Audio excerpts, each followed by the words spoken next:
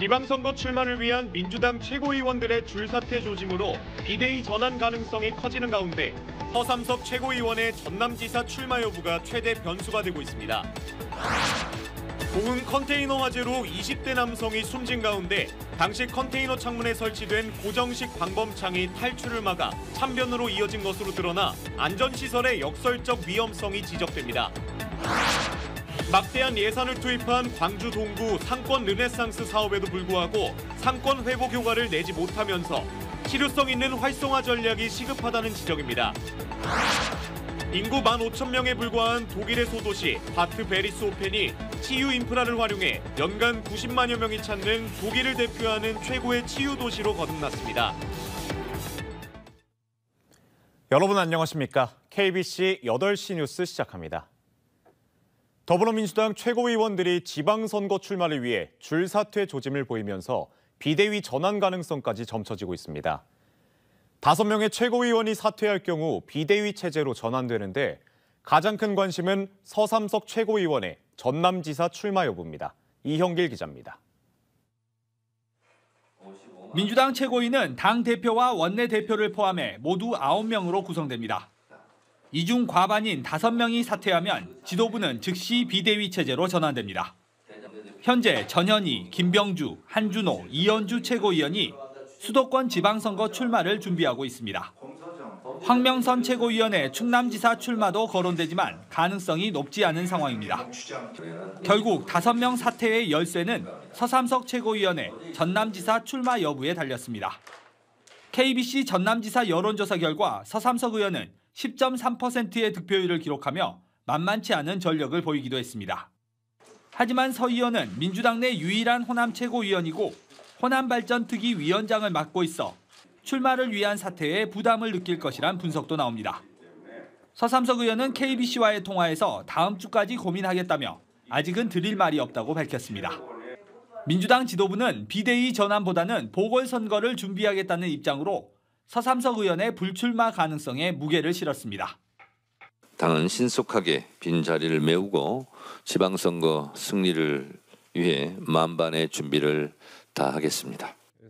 지방선거 출마를 위한 당직 사퇴 시한은 다음 달 3일입니다. 서삼석 의원의 전남지사 출마 여부는 전남지사 선거전은 물론 민주당 지도부 구성에도 핵심적 변수가 될 전망입니다. KBC 이영길입니다. 고흥의 한 컨테이너에서 불이 나 20대 남성이 빠져나오지 못해 숨지는 사고가 났습니다. 당시 컨테이너에는 창문이 있었지만 방범창이 고정돼 있어 탈출하지 못한 건데 범죄를 예방하는 창문이 재난 상황에선 오히려 위험 요소가 되고 있습니다. 양유찬 기자입니다. 캄캄한 밤 소방대원들이 치솟는 불길 사이로 물줄기를 쏘아댑니다. 불은 좀처럼 잦아들지 않고 순식간에 컨테이너 한 동을 집어삼켰습니다. 고흥군 동강면의 한 조립식 컨테이너에서 불이 난 건 지난 26일 밤 10시 35분쯤. 담배꽁초를 버렸는데 출입구 쪽에서 불이 붙어 탈출하지 못하고 있다는 신고가 소방당국에 접수됐습니다. 판넬 같은 거 타니까 불꽃이 그냥 많이 올라왔지. 연기도 많이 올라오고. 이제 다행인 것은 바람이 없어가지고. 불은 컨테이너를 모두 태우고 1시간 만에 꺼졌지만 20대 남성이 현장에서 숨진 채 발견됐습니다.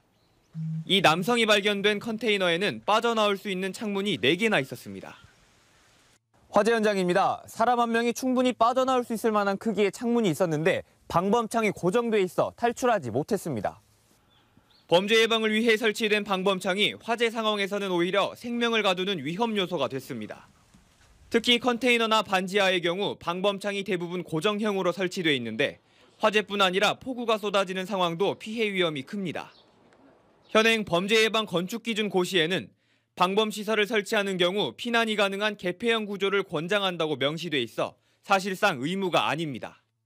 실은 이것 때문에 많이 탈출 못하는 경우가 엄청나게 많을 거라고 생각을 하거든요. 개폐형처럼 안쪽에서 다 열릴 수 있는 방법 얼마든지 할 수 있거든요.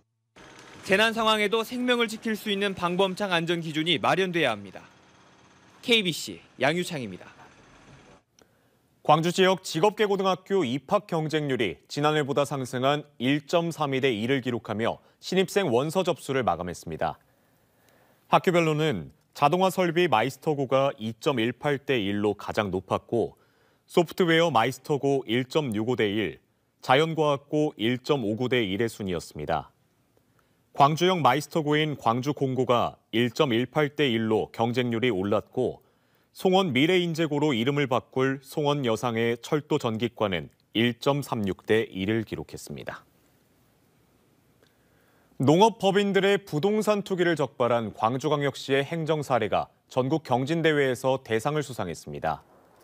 광주시는 지방세 과세 자료와 농업법인 관리 정보 등 행정 데이터를 기반으로 지역 내 900여 농업법인을 전수조사한 결과 106억 원의 세원을 발굴하고 74개 법인의 해산 명령 등 행정 조치를 요구한 사례가 적극 행정 경진대회에서 대통령상을 수상했다고 밝혔습니다. 광주시는 이번 성과가 전국적으로 확산될 수 있도록 국세, 지방세, 직불금 등 주요 행정 정보를 연계 공유할 수 있도록 제도 개선 필요성을 국회에 제안했다고 덧붙였습니다. 광주 동구가 추진해온 상권 르네상스 사업이 막대한 예산에도 불구하고 기대만큼 상권 회복 효과를 내지 못하고 있습니다. 공실률은 좀처럼 줄지 않고 사업비 상당 부분이 단기적인 행사와 특화거리 조성에 치우치면서 실효성 있는 활성화 전략이 필요하다는 지적입니다. 김동수 기자의 보도입니다. 광주 충장로 주변 상가입니다. 상가 곳곳에는 임대 안내문이 붙어 있고 빈 점포와 건물이 방치된 채 남아 있습니다. 코로나 때 문을 닫으니까 군데 막 그 옆에 식당 가도 좋고 동행동 가면 예쁘게 화분도 먹고 아기자기하고 너무 예쁘더라고요. 가서 차 한 잔 먹을 수 있게끔 그런 분위기를 조성해 주셨던데. 충장로와 금남로 일대는 2022년부터 2026년까지 5년간 중소벤처기업부 상권 르네상스 공모사업에 선정돼 총 100억 원이 투입됩니다. 막대한 예산이 투입됐지만 정작 상권은 살아나지 못하고 있습니다. 한국부동산원에 따르면 르네상스 사업 첫 해인 2022년 3분기 금남로와 충장로 일대 사무실 공실률은 27.7%. 하지만 올해 3분기 사무실 공실률은 41%로 사업 첫 해와 비교하면 크게 악화된 상황입니다. 여기에 충장 라운페스타 16억 원, 홍콩 골목 9억 원, 도깨비 거리 8억 원 등 사업비 상당 부분이 일회성 행사와 특화거리 조성에 쓰이면서 정작 상권 활성화에는 도움이 안 됐습니다. 광주 대표 상권의 침체가 장기화되면서 근본적인 원인을 분석하고 소비자 트렌드 변화와 시설 개선이 필요하다는 목소리가 커지고 있습니다. 팝업 상권 같은 그 소비자들의 니즈나 수요에 맞춰서 판매 매장을 오히려 줄이고 휴식 공간을 더 늘린다든지 상권을 중심으로 한 테마파크 같은 형태로 점점 바뀌어가고 있는데 사업들을 할 수 있도록 강력한 주체가 좀 필요하고. 광주 르네상스 사업이 내년에 마지막 해를 맞았지만 뚜렷한 성과를 내지 못하면서 구도심 상권 침체는 당분간 계속될 것으로 보입니다. KBC 김동수입니다. 전남 여수시 율촌면 섬 주민들이 광양항 준설토 투기장 조성에 따른 이주 보상 문제로 연일 시위를 이어가고 있습니다. 율촌면 송도 등 200여 명의 주민들은 오늘 여수지방해양수산청 앞에서 선 보상 후 공사를 요구했지만 관철되지 않은 채 생활기반과 공동재산에 대한 보상금 지급이 누락돼 사실상 이주를 압박받고 있다고 주장했습니다. 오늘로 나흘째 시위에 나선 주민들은 다음 달 17일까지 시위를 이어갈 계획이며 요구가 관철되지 않을 경우 해양수산부와 대통령실 앞 시위로 확장하겠다는 계획입니다. 국립공원과 지자체 간 상생협력 방안을 적극적으로 모색해야 한다는 목소리가 나왔습니다. 영암군은 국회에서 포럼을 열고 국립공원과 지역을 연계한 경제활성화 방안을 논의하며 협력체계 구축을 공식 제안했습니다. 특히 국립공원 소재 지자체가 참여하는 지방정부협의회를 설립해 상생 방안을 모색해야 한다고 강조했습니다. 발길이 닿는 곳곳에 치유 인프라를 만들어 연간 90만여 명이 찾는 쉼의 도시로 거듭난 곳이 있습니다. 인구 15,000에 불과한 독일의 소도시 바트 베리소펜인데요. 지역 고유 자산인 크나이프 요법을 통해 독일을 대표하는 최고의 치유 도시가 됐습니다. 정희진 기자가 다녀왔습니다. 녹음으로 가득한 도시. 곳곳에 물이 흐르고 새들도 날아와 쉬는 곳. 독일 대표 치유도시 바트 베리스호펜입니다. 인구 15,000명에 불과한 소도시지만 연간 90만여 명의 관광객들이 발걸음을 더하고 있습니다. 19세기 중반 세바스티안 크나이프 신부가 개발한 자연주의 치유요법 크나이프를 발길이 닿는 곳곳에 심어 사람들이 찾는 쉼의 도시가 됐습니다.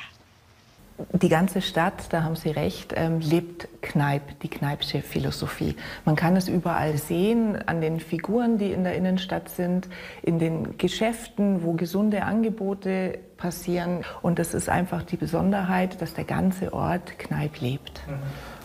거리와 공원뿐 아니라 음식점 등 상업시설, 그리고 호텔에서도 크나이프 요법을 몸소 체험할 수 있습니다. 그중에서도 16만 3천 제곱미터 규모의 쿠어파크는 장미와 아로마 공원을 비롯해 맨발 산책로, 온천시설 등도 갖추고 있어 관광객들에게 큰 인기입니다.